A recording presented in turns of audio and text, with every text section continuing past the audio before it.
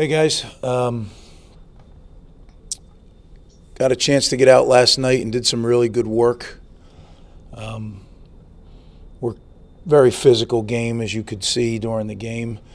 So some guys are bumped up. We had to make sure they're getting treatment, and it'll be a week where we really have to get our guys feeling well physically. And with a 12 o'clock start, there's not a lot of time. So we're up against it. And, as you watch Penn State on film, they are a very talented team. Defensively, they run very, very well. And offensively, it looks like they're kind of hitting their stride. So be a big challenge. Good to have it at home, and looking forward to it.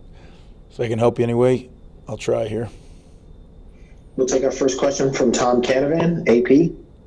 Hey, Greg, how you doing? I'm doing well. How are you, Tom? Good. What do you talk to your team about when you look at the Big Ten this year? Because, Wisconsin's got one loss and they may not qualify for a bowl or something like that, or a championship game. It seems so much uncertainty this year. Are you even worried that at some point they're just going to say we can't play anymore?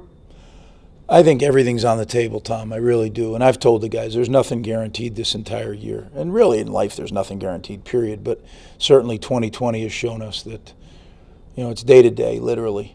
So what we continue to do is every single day we started off with our number one opponent, and that's COVID-19. And we can't help many other people, but we can help our team because I was just thinking about it today because you see a lot of stuff in the National Football League because NFL players go home to families. A lot of them have families, right? Our guys live together. It is more of a pseudo bubble in college football than it is in pro football. So we're really working hard to do, the things that we agreed to do together, and that's follow the protocols. And as things keep getting, I talk to them all the time about what's happening in college and pro football because of COVID-19, and also the statistics that unfortunately each day look more and more bleak. So they are well informed, and I tell them I hate to be the doomsdayer up here, and I'm not. I'm just trying to make us understand that how hard it's going to be able to play every game on our schedule, and that's our goal. Next question is from Steve Politi, NJ.com. Hey, Greg, how you doing? Doing well. How are you, Steve? Good. So I'm just not the first thing in your mind, but this is your 1-year anniversary at Rutgers coming up this week. If you could set COVID aside, I know it's hard to do, I'm just curious, how you would view or put into context where the program is now compared to where it was when you first started. I don't even think you can, like you say, it's hard to do to put COVID aside. I mean, there's just no way, right? I mean, that's been it. Literally, a lot of you guys changed your job for months covering COVID. I mean, think about how different all of our worlds became. So I don't even know if there's a way to do that. I'm really glad, we're blessed that the CHOP is what our program is centered around, because I don't know any other year that's challenged that more than this year. And I'm not just talking the season, I'm talking really day to day, the ups and downs. I don't give myself the luxury of reflecting very much, but if you look back from spring break, I mean, I'm in the room where I was having a team meeting and literally someone else was talking, and I got the text that our basketball team was removed off the floor for warm-ups. And that was the beginning. I mean, that was it, right? And those kids leave to go on spring break, never to return until June. So everything that they've been through, it's just day to day to day. And I'm sure when this season ends, whenever that is, we'll all have a chance to take a breath and look back and say, okay, now what do you think? Let's evaluate. I do think that our guys are really trying to do what we're asking them to do. And that may sound like, well, of course they are. Well, that's not an of course they are. That takes a commitment and we're asking them to do some very tough things. It's tough to be a Big Ten football player, period. But then with all the sacrifices we're asking them to make to be able to play this season, that I'm really proud of the way our guys are doing it. But again, it's one day at a time, right? Tomorrow morning we could wake up and it could be done. So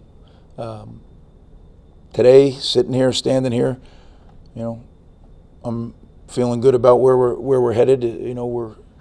But it's day to day. We'll go to Bobby Darin, 24/7. Greg, do you have any updates on Noah, and how are you handling the quarterback reps in practice this week? Noah's progressing.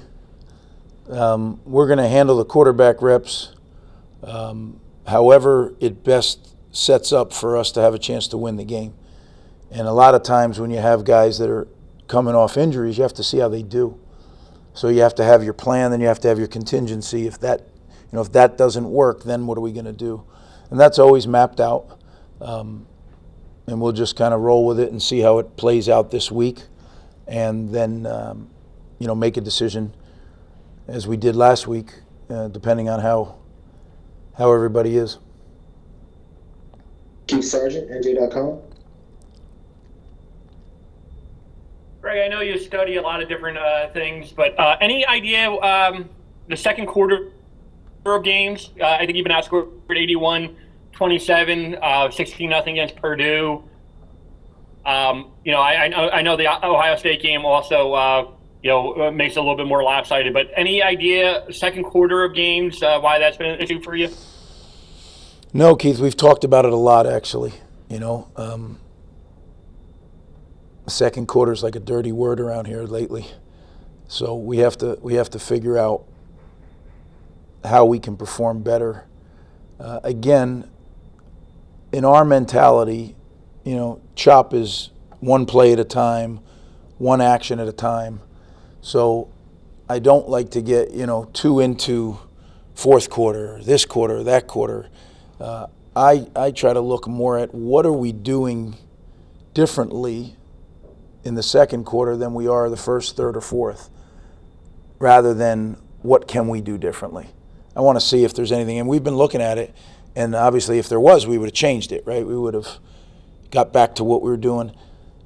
It's a great question. I mean, you could say, we just kind of we're hitting a little bit of a cold patch on both sides of the ball, but you can't say that as the coach. You got to find a fix-it.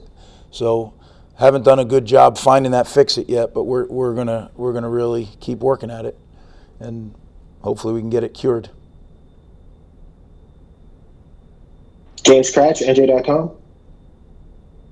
Greg, I'm curious, as kind of a newer Big Ten member, do you think it's important for the program, whether it's Penn State or Maryland, to have one of those rivalry games that everyone kind of looks forward to, and it maybe helps drive you for a whole year? And my second question is, 1988, I know you were at Ramapo helping out. Where were you when Rutgers beat Penn State that season? I don't know. I can't remember.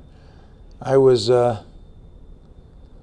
figuring out if this coaching thing was for me, I guess. I was coaching at Ramapo High School, so wide receivers and linebackers, strange pair, right? That's what I coached. For one of the all-time greats in New Jersey high school football history, Mike Mielo. It was the beginning of my career, but I don't remember. I remember it was 21-16, right? Wasn't that the score?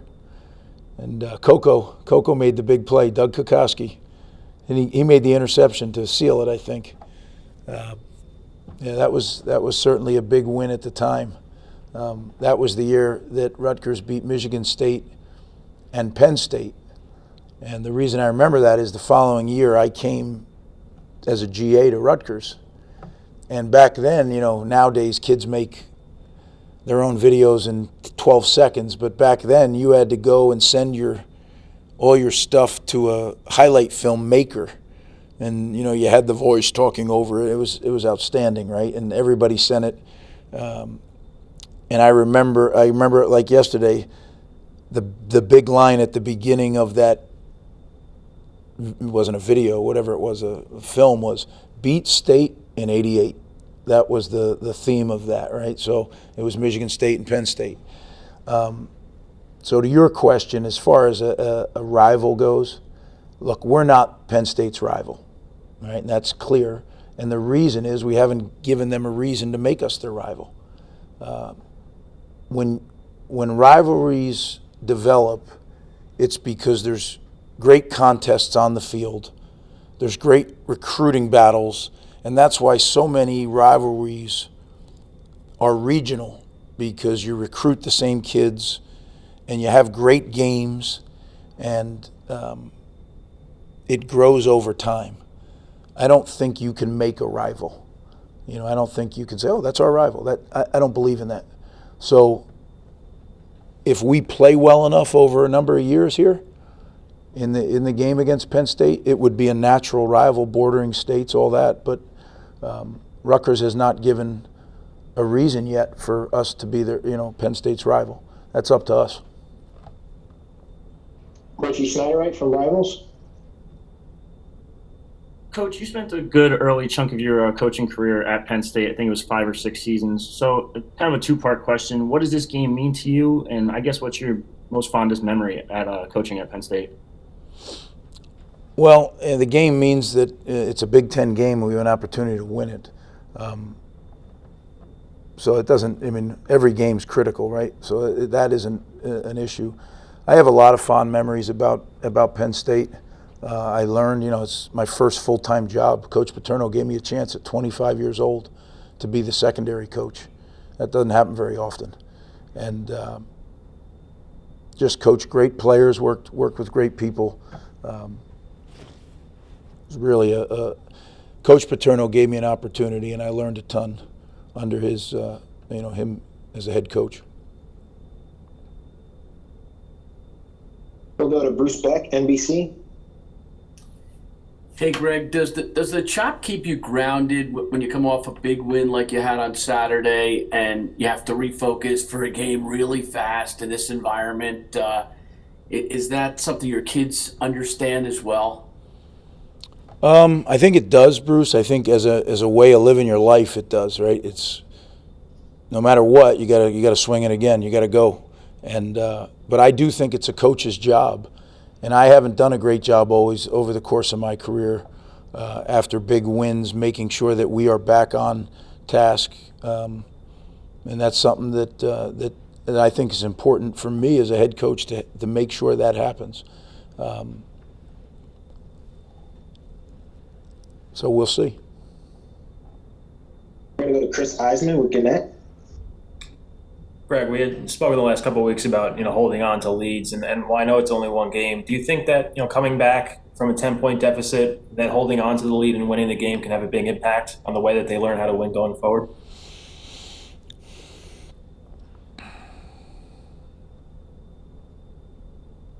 It should, right? Anytime you do anything and you do it successfully, it should give you more confidence. It should give you a frame of reference that you can look back to and say, okay, we've done this. I was really pleased the way we did it. The time of possession in that fourth quarter. And if you can do that, you got a chance, right? So hopefully that serves as something that they take confidence in. And when I say they, I mean our players. We'll take a few more questions here. We'll go to Patrick Mulranen with the Press of Atlantic City. Hey, Coach, how are you? I'm doing well. How are you? Fine, thank you. Can I just ask you to please talk about Mohamed and his kind of growth in the defense, especially the last couple of weeks. 2 weeks ago, a career high in tackles. That interception against Purdue this weekend was huge. I swung with momentum. Can you just talk about him and his development and his impact lately on the team? Yeah, I think Mohamed is growing leaps and bounds as a football player. I think Coach Frazier and he have really bonded. He's learning about the game of football. He's always been a tremendous athlete, a big man that can run very well, very athletic. But I think now what's starting to happen is he's learning football. And you may say, what do you mean, Coach? Football, they all play. But there's a game within the game that most people don't even know exists. But if you're going to be a really good player, you need to understand that game. And he's little by little, he's understanding it. And it's fun to watch because you can see, like, when the light goes on in this area and all of a sudden he's doing it. And he's been a very valuable special teams player too. So, I just think that the trajectory that his own personal career is right on how we'd like it to be right now. And the good thing is he gets to learn behind some veteran guys that I think prepare and do it the right way. So it's great. He has a veteran coach. He has some veteran players in front of him that are kind of leading the way. And Mo's not too proud to learn. I mean, he is a sponge, learning everything he can. Thank you. Thank you. We'll go to Chris Nowalski with Rivals. Hey, Coach. We saw Brendenbourne get the start. What did you see out of him, and did you see him earning more playing time going forward? That's a good comment, a good question, Chris. I think Brendan played well. He did. That's big for us. To have, I thought he could do that, but until you go out and do it against a Big Ten opponent, how do I know? I don't, As I always say to our guys, there's some things I think I know, and there's some things I know I know. Well, now I know because I've seen it. So, that gives us depth. It gives us a chance even in games if Raekwon can come back to give our tackles a breather. So I think it's huge. We'll take our final question from Anthony Fusilli, Rutgers Radio Network. Greg, you talk about two guys in the second half who embraced their roles. Larry Stevens, the blocking on the kickoff return, and Brandon Myers blocking for Johnny Langan, especially him coming back after he was hurt. Yeah, that's a great question, Fooch. Larry is he's just a tremendous player. He's on all our special teams, and he's very fast. He's very physical. Plays with tremendous effort. And as you said, I mean, every step of the way on that 100-plus yard return, he's blocking his guy the entire play, right till when AC crosses the goal line. So, I mean, but that's like the tip of it. I mean, he does so many things well on kickoff coverage, as a gunner on punt, and when he had to go in and play safety, he did a very good job. So you're looking at a very good football player and a guy who works very hard at his craft. Brendan Myers, I thought you hit it on the head, right? I mean, that's not a real glorious job to be the lead blocker, but man, he went in there time after time and did what we asked him to do. He chopped his job, and if he can continue to do that provides a really, really good situation with Johnny, and then with some other things too down the road if he can continue to do that. Thank you for the time, Coach. Okay, guys, have a great week.